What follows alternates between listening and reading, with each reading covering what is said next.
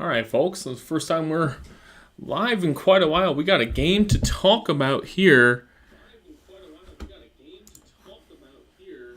Let's get live for a second. Let's make sure everyone knows we're live and is happy to talk about Jazz Clippers today. I'm going to get the Twitter Spaces coming on soon.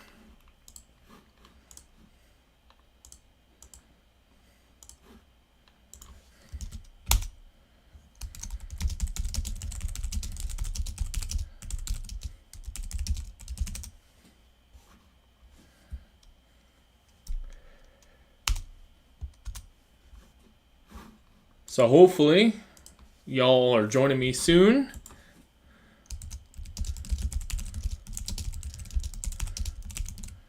We are live to hear your grievances.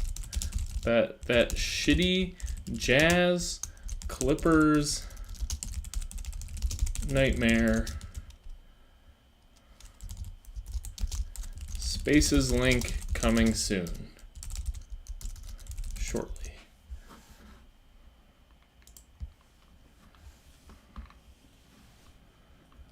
Wow. I'm a little speechless a little bit. Like, I'm trying to gather my thoughts here. Hopefully we get some folks coming in here and hear what I have to say about this. Before I set up the Twitter Spaces, look, man, this is Salt City Hoops, live beer and postcast. And I put the beer first because, folks, we're having a beer. This is a milk stout. And because this is a nitro milk stout, usually like to get on tap, but when you get out of the bottle, you hard pour this motherfucker, right? Like, just pour it straight in, right? Look at that. Comes right in. You see that nitrous just kind of brewing up right there. It's great for a drunk idiot like me. You don't have to worry about too much of how you're pouring your beer. Just get a nice smooth pour out of that. Just let that sit for a little bit. We'll be drinking this in full pretty soon. I promise you that. I assume we're going to have some folks who want to have some commentary today and join in. So let me get the Twitter Spaces signed up as well. I'm glad that anyone has joined today for Jazz Clippers that we just witnessed. We watched, I didn't even look at the popcorn machine or the Gamecast at all. I just said that the Jazz blew a 25-point lead because it was a 20-something and 25 felt right. That shit sucked. And we're going to talk about it. And we're going to get into emotions about it. We're going to get into the nitty-gritty play style about it. We'll get into the statistics about it. What I really want this to be is a place for folks to talk about the Jazz, right? What are your emotions right now? How are you feeling? And let's treat this like a therapy session almost, right? If you're not a Jazz fan, join us just to hear about, like, what could it mean for the Jazz as an NBA franchise. I've been very, very, very vocal about not treating this season as over until it's over, because I do think that as long as the Jazz have a 1, 2, 4, 5% chance of scraping into the conference finals or the finals, I think it's a little inappropriate to talk about what the offseason looks like. But if you're not a Jazz fan, I don't give a shit. You can talk about the Jazz offseason all you want. I just think as a healthy fan, you can kind of look at this and be like, let's talk about what happened tonight. Let's talk about what happened over the past week, and let's talk about how upset you are. So, as I let this nitrous beast settle, and what I would like as I set up the Twitter Spaces, which, by the way, as I'm setting up the Twitter Spaces so that you can get your audio in and have your questions heard, we can talk about it live. But if you're on the YouTube channel, just drop a question in the chat. Just drop a sadness comment. I'll respond to anything you got going on. This is Salt City Hoops, live post-game and beer. And let's talk about this Jazz loss at the Clippers. So it's been a little minute since I've been here. Had some personal stuff going on over the past month and a half, and I'm glad I can come back and do a post game where the Jazz blow ass. So that's great to come back to. So as I do it though, I got to make sure I get my spaces going. So I'll narrate what I'm doing. Salt City Hoops live post cast spaces, basketball, NBA, Utah Jazz. Don't record the space. Start your space. We'll skip the inviting of the people. and I will tweet my space, share with a tweet, and we got the Salt City Hoops. Salt City Hoops live spaces here. All right. So, we got that going on. I'm pretty sure we got what we need. My mic is on for both the YouTube channel here and the spaces. I hope we get some folks joining us today. I am now settled. My breath is caught because this is the first live postcast I've done in a while. I settled on doing this game like last week. The Jazz start losing a bunch of games. I get really upset. And I'm like, well, we have some injured guys, but maybe we'll have a good game on the road against the Clippers to talk about. We're probably going to lose, but we have some good concepts and ideas to talk about. And then the Jazz fucking go up 25 points. And you start getting all excited. And you that first half, we had some interesting moments that we'll get to, but there were fun things. We saw Donovan Mitchell alley-oop dunk. The very last game, we saw him blow a dunk in midair, and he's always had a great vertical, and he's obviously got a great reach. But his dunks have always kind of like grazed the rim a little bit, or been just a little above the rim. And you saw last game, you saw him miss a dunk like pretty badly. He felt pretty bad about that. And then today, he was like, no, confident, alley-oop dunk, that dude is the man. Rudy Gobert had a great stuff. The very first play of the game was a Donovan Mitchell, the very, very, very first play. Donovan Mitchell driving to his right, his preferred hand. He misses a contested layup, but Rudy Gobert gets a great offensive rebound because he's Rudy Gobert, kicks it out, we get a three-point shot out of it. You just feel confident the whole game. This is Jazz basketball. We had blenders going. We had Rudy Gay just shooting lights out from the corner. Juancho Hernan-Gomez having issues defensively, but playing great on the offensive end. Just that good shooting, good energy, the type of thing you could expect from him. Everything was going smoothly. The Jazz were playing Utah Jazz basketball pretty well until midway through the fourth quarter. Now, the Clippers drew within 12, and you start getting a little concerned, like, oh, they're a little bit closer than you want them to be. The Jazz were up 20-something points. How could this be? I really wasn't concerned when there was a timeout when the Jazz were up 12, because the Clippers were playing just good basketball and hitting good shots, and there wasn't a lot of issues going on. And then the Jazz just tightened up defensively, offensively. Quinn flipped the script defensively because Paul George had an amazing game. We'll talk about him in a second as well. And when it comes to Paul George, it was they just said, okay, the minutes restriction is gone for the Clippers. He's just going to play 38, 39 minutes. Well, I think he ended up playing like 36 minutes. He's just going to play the rest of the way, and Quinn changed his defensive philosophy on them. And it just made into this, like, the Jazz all of a sudden, like, really tighten up as, like, okay, we're going to soft double Paul George so that Paul George doesn't get switched on to Mike Conley.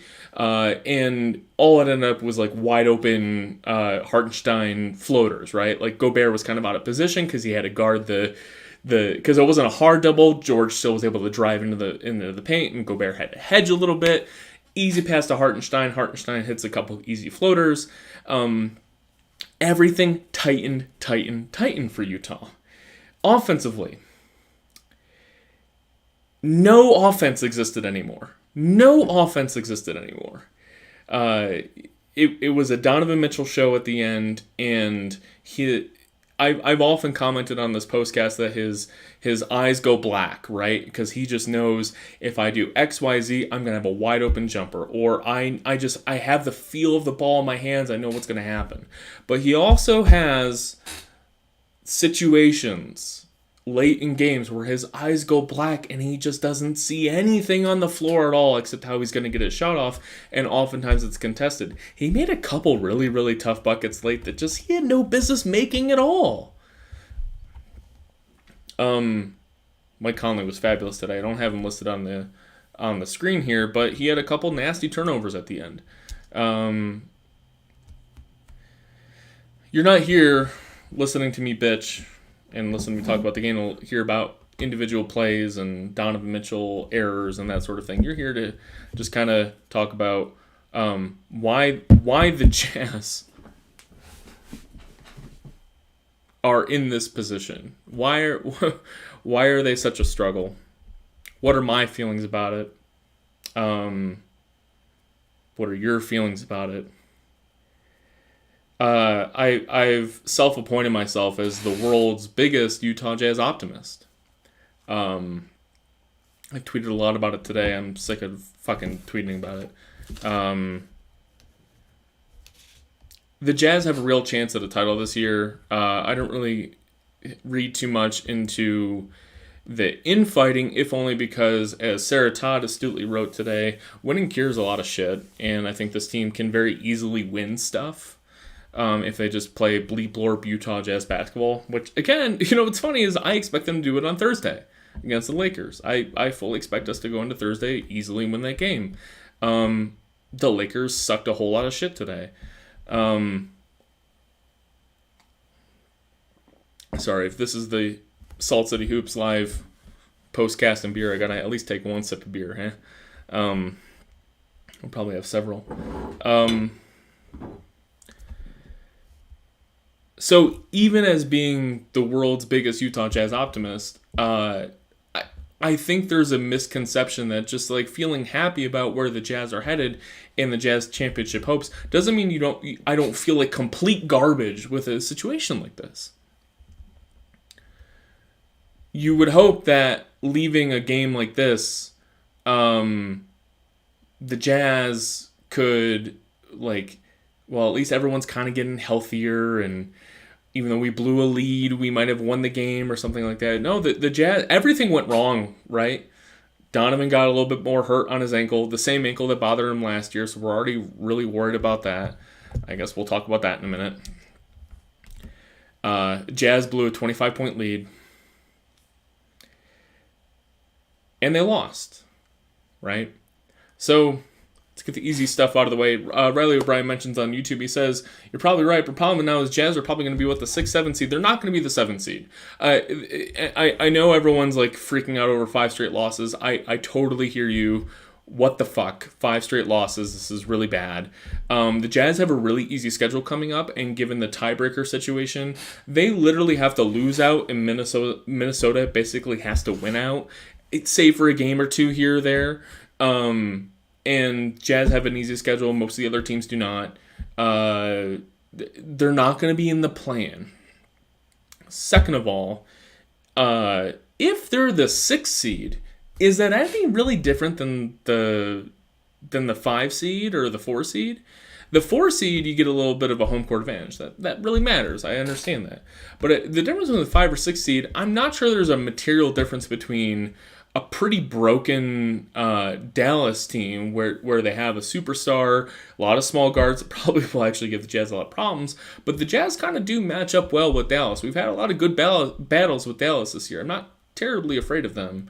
I don't want to spoil too much about what may be a forthcoming conversation with the esteemed Dan Clayton on this matter, but the first round between the Warriors and the Mavericks and such, the Jazz have as many holes as they do. I think they are positioned better, and I think right now you would say that they're definitely better squads than Utah, and you would certainly favor them in a series, but I'm not walking into that series being well, we're done in 4, we're fucked. I'm not feeling great right now, but we're not going to the play-in game. Guys, do not worry, we're not going to have to play fucking San Antonio or LA in a play-in game. Don't worry about that. We'll be fine as far as the play-in game is concerned. Now, fine in a future state, I'm not going to dive into that too much. Riley also follows up, has a 5-6 seed ever won the title? I'm not a great NBA historian because I'm drunk right now. But I think in today's NBA, the difference between a 5-6 seed today and a 5-6 seed in, say, the 90s or the 80s is that teams lose a lot of games these days because they're just they rest guys or they injure guys and guys take another month longer to recover because we just want to be protective. Everyone loves the Milwaukee Bucks. They've lost 39 games.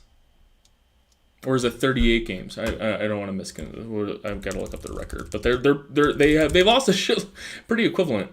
They've lost 28 games. I'm sorry, not 38. 28 games, which is like 4 fewer than the Jazz, right? And the Jazz went through that horrible January of COVID and injuries and whatever.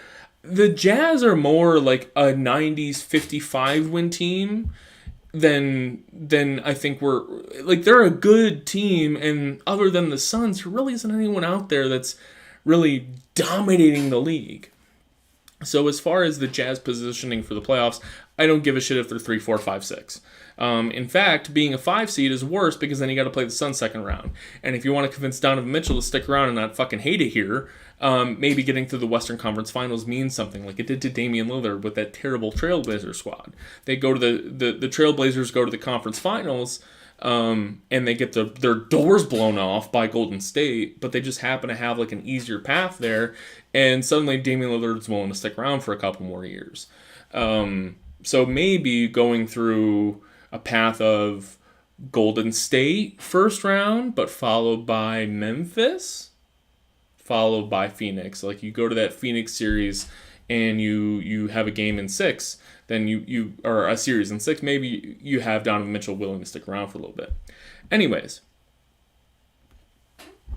I got to keep an eye on my spaces here. So we got a few folks on the spaces here. Thank you for tuning in. Love having you guys tune in and let me know what you're thinking. If you ever want to air your grievances on the spaces, or if you're on YouTube and you want to have some audio grievances made, just head over to my Twitter.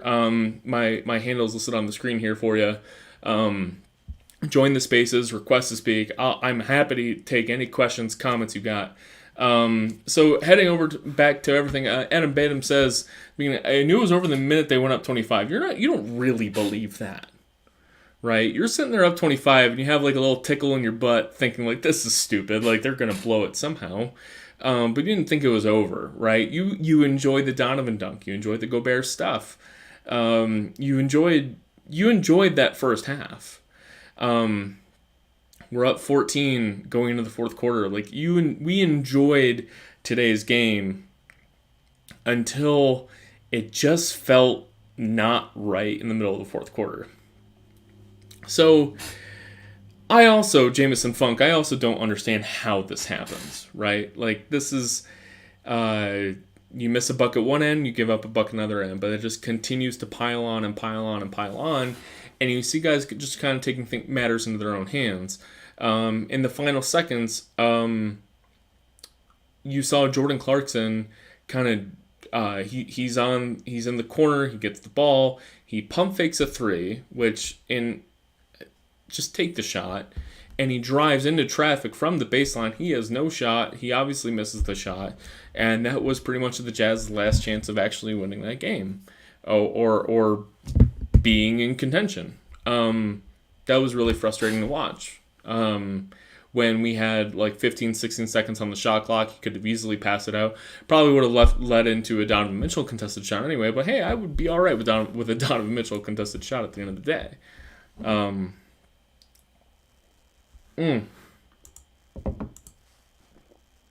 How am I feeling? I don't feel great. I really, really, really don't feel great.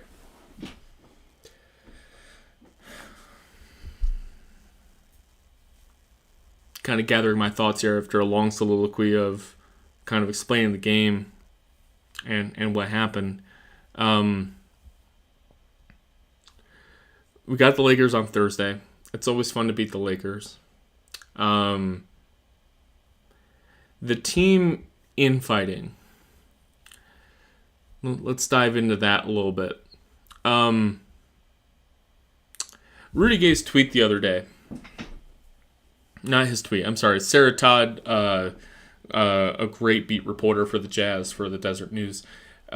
She transcribed a quote from him post-game that was, I'll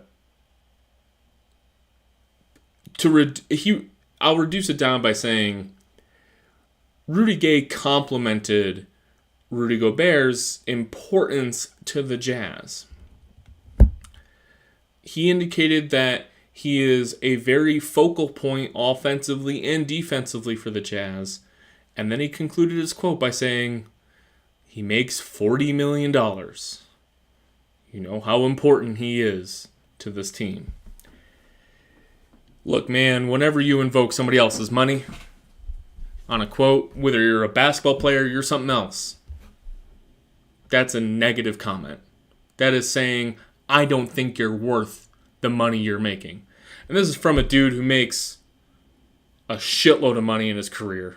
What is his career? His career earnings have got to be over $250 million again.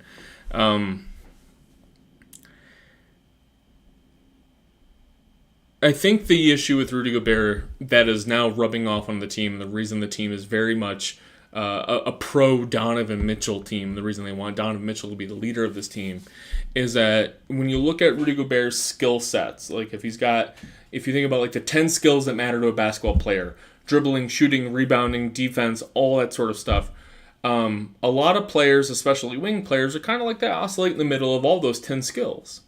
And your point guards, obviously, they don't block shots, right? And your centers, well, they block shots a little bit, but they rebound. They can't dribble so much. But like it's all kind of like a gradient.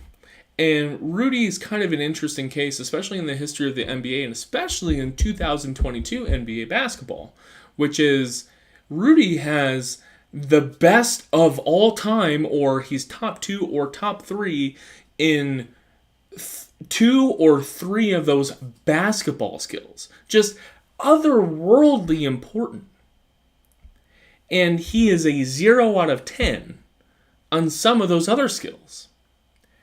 And what happens is you end up with a player that is undeniably a great basketball player, but a player that you have to transform your entire team around. Your entire team has to be built around Rudy Gobert because he has deficiencies that you need to cover up. Or his amazing play in certain aspects is so great that in order to win a championship, you need to dial in on those amazing aspects of Rudy. So you end up with a team that many outsiders and insiders now perceive as, this is a team built around Rudy Gobert. That's who this team is. That's their identity. How do you think that rubs off on Donovan Mitchell, who is the face of the franchise, the team's leading scorer, the person who will, if he at his ceiling, brings the Jazz a title? Day in and day out, this is a team that will, their game plan is around Rudy Gobert. When he was a late scratch the other day, you hear guys saying like, it was really tough to completely transform our entire fucking philosophy on the fly. And that is really grating to them. Instead of today, you get the Clippers. They played Hartenstein down the stretch as their backup center because he was playing well. You know, if they don't have Ivica Zubac, like if he's injured, we play Hartenstein at starting center and you can go from there. Or if they don't have either of those two guys, Ty Lue has experimented enough to say like, well, you know, no one is that transformatively just important to our team that we have to change our entire philosophy, and especially when it's not your best player. So in Philadelphia, you lose Joel Embiid. He's unequivocally an MVP candidate. You're like, yeah, you know, if we in Philadelphia lose Joel Embiid or we in Denver lose Nikola Jokic, yeah, we're kind of fucked either way. Like they're our best player. But when you have a game plan centric player such as Rudy Gobert, who isn't unequivocally your best player or unequivocally a top 10 player in the NBA, even if he's a top 20 guy, he's not unequivocally a top 5-10 guy, that really kind of grates on guys after a while. No, Donovan's the guy who's going to carry us to a title. Rudy's our floor guy, right? And it's important to have a guy who's like a floor guy who's like really going to ratchet up a bunch of wins for you during the season. But it's got to be really annoying to say like our entire identity is based off of our floor guy rather than the guy who's going to bring us a championship in Donovan, right? And there's a lot of issues with Donovan that we've well chronicled, right? He had 6 turnovers today. Some of his shit towards the end of the game. I just wanted to, punch a window. But there is no ceiling to Rudy Gobert other than what we've seen. So that's where I think the locker room identities are right now, is as far as people liking each other or not.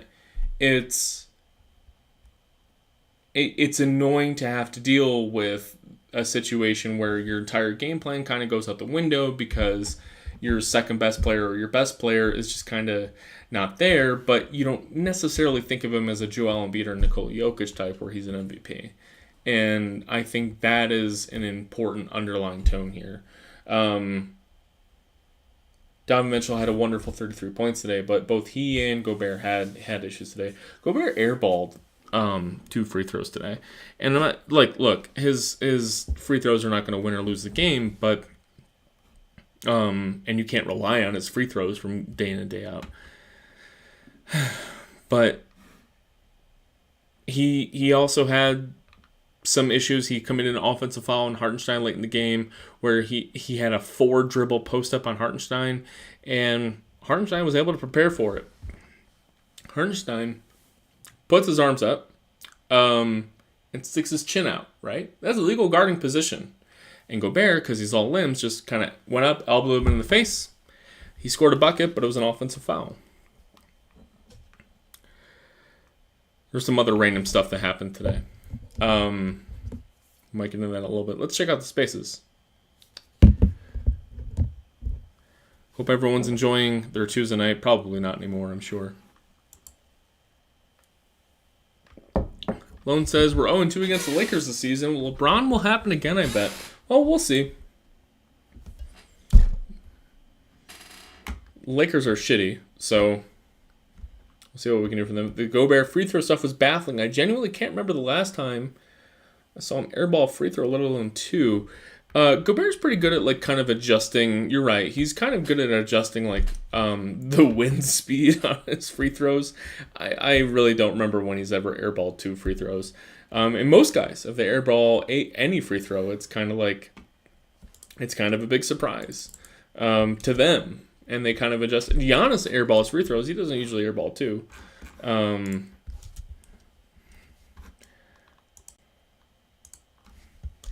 Tweeting out our link again. See if anyone, and hey, let me know what you think about the Jazz. What do you think about them coming up this year? If you're on the Twitter Spaces, if you want to just raise a question, man, hit me up. Request to speak. I'll take a question from anybody. You're going to be on the internet. I'm a little bit at a loss. Usually I have a cadence that I can talk about. Let's talk about the bench contributor. Even in a loss, I can say let's talk about Greg Monroe today. Let's talk about Jordan Clarkson today. Let's talk about Rudy Gay today. I don't feel like fucking talking about any of that, right? So I'm going to tweet out, come air grievances about the Utah Jazz here.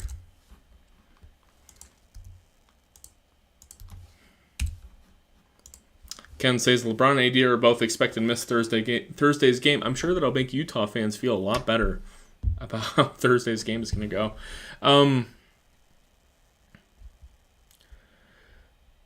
I don't feel great, but as the self-appointed Jazz optimist of Twitter, we saw the Jazz go up by 25 points today. We saw what they're capable of. And by the way, the Clippers, they're an outstanding comeback team this year, so I don't think that's fluky that they come back from 13 points down all the time. It is very fluky year to year when teams win close games. If you look at, they're 4-2 in close games in the last 30 seconds. That's super fucking fluky. You can't really rely on that. But a team who does regularly come back from 13 points down, by the way, most of the season without Paul George and definitely without Kawhi Leonard for the season, there is something to that. And I think Ty Lue has established himself as somebody who says the other team is going to try very specific strategies to stop us from coming back. I know what those strategies are, and I'm going to exploit them in order to come back, right? He has a very fluid team of guys who can oscillate between the 2, 3, 4 and Morris and Batum, and And, you obviously get Paul George today is a big part of that. But they really have a very fluid lineup. And they kind of just throw stuff at the wall and kind of adjust.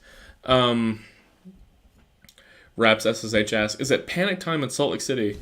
Well, it depends on who you ask, right? Like, you could say it was panic time in Salt Lake City when the Jazz just weren't competitive against the Rockets. You can point to 3 years ago. You can say, well, Donovan Mitchell was a rising star, but you kind of saw the writing on the wall. Like, was there any issue with him?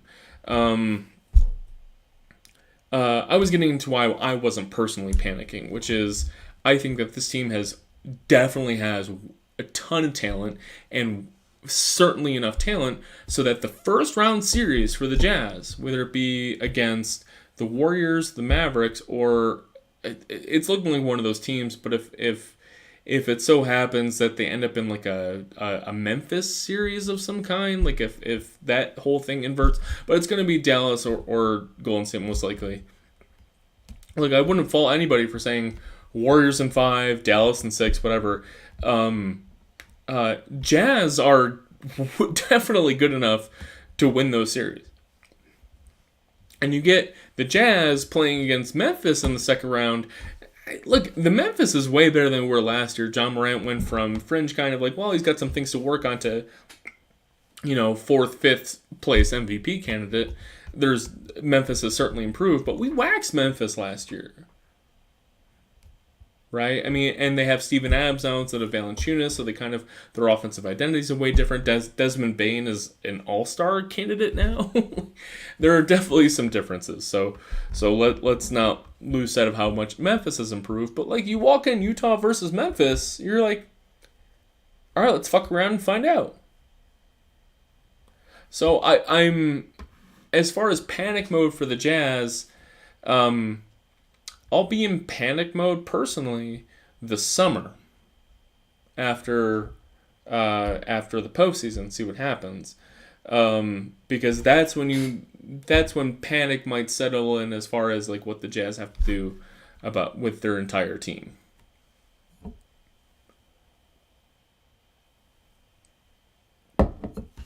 What's the future for Quinn Snyder? Riley O'Brien asks. I think there are some fair points about what Quinn Snyder means to this team. He's obviously a brilliant tactician. He was great for a young team. I still think he's the right coach for the Jazz. It is so hard to find a good coach. I think it's easier now than it has been. But one issue I have, I think, with the storyline of Quinn Snyder is, for a long, long time, Quinn Snyder was able to defer leadership of the locker room to guys who could lead the locker room. Joe Johnson and Derek Favors. Ricky Rubio was a huge part of that. I don't like saying Joe Ingles because, as we've seen over the past couple of years, Joe Ingles was kind of a cantankerous asshole for a while, and I'm not in that locker room. I don't know what he means to that locker room. But he wasn't the effervescent, positive statehood man that a Ricky Rubio was. And this team just doesn't have any of those guys. And that's where Quinn Snyder kind of has a gap, is that he's never had to be the Ty Lue of a situation or the Doc Rivers of a situation, grabbing a couple guys by the throat and say, we're going to win a championship whether you like each other or not. He's not that kind of guy. And that might be the kind of guy that the Jazz could use right now.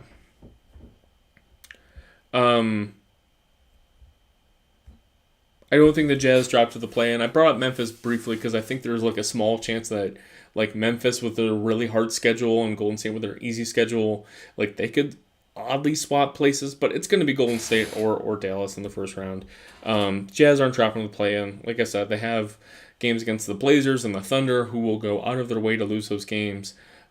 Jazz will be at worst a 6th seed. And by the way, I'd rather be the 6th seed than the 4th seed, right?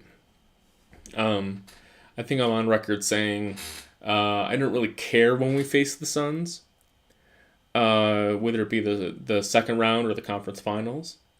But now that after the past 5 losses, I'm realizing that like team psyche matters a little bit to this team, like way too much. And because team psyche matters way too much for this team, it might be the case that making the conference finals actually means something to them.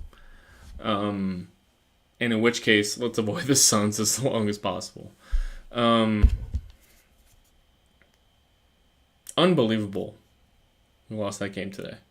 Unbelievable. Paul George was incredible. Great to have him back in the NBA. He's a great player. By the way, Paul George, he scored 34 points today. His defense was outstanding. Paul George was the reason that we had a lot of turnovers from Donovan. He poked the ball out from Donovan 3-4 times. One time in the fourth quarter. We had a couple times back-to-back in the first quarter. I poked the ball right from Mike Conley. The guy is an outstanding defensive player. The Jazz were not ready for his defense. They turned it over against him a lot today. And Lone, I completely agree with you. PG's defense was outstanding from the first minute, Lone says, and that is 100% correct. And the Jazz weren't ready for it. They played amazing throughout the entire game to not have to worry about that, but when it came down to those one-on-one possessions late, Paul George was all over the place defensively. As you know, he had an upper body, he had an arm, I think it was an elbow injury, and so he's in shape. The dude's in shape, and sometimes you're not quite in basketball shape, but like he's playing the NBA for quite a while. He knows what basketball shape is, and he dug deep, and I think he kind of willed that team to say, like, guys, by the way, we're a playoff team, right? Like, I wouldn't be stunned if Paul George is leading this team to a conference finals. That team's good. Very good team. I'm left pretty sad after today. I don't feel good. I really, really don't feel good. And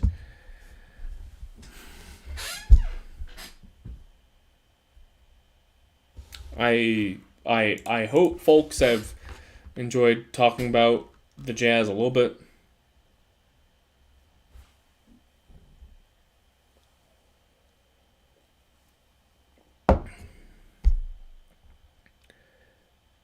I struggle to have a conclusion today, right? How do you have a conclusion after a game like today?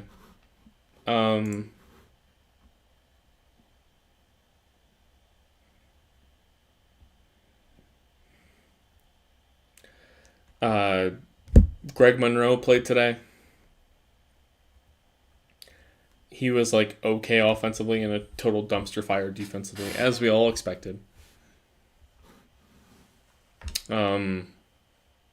Jordan Clarkson has been reduced to a bit role, which is where kind of like how he needs to be, and he makes shots, he misses shots, but you can't rely on him to change a quarter or do anything other than just kind of fuck up from time to time.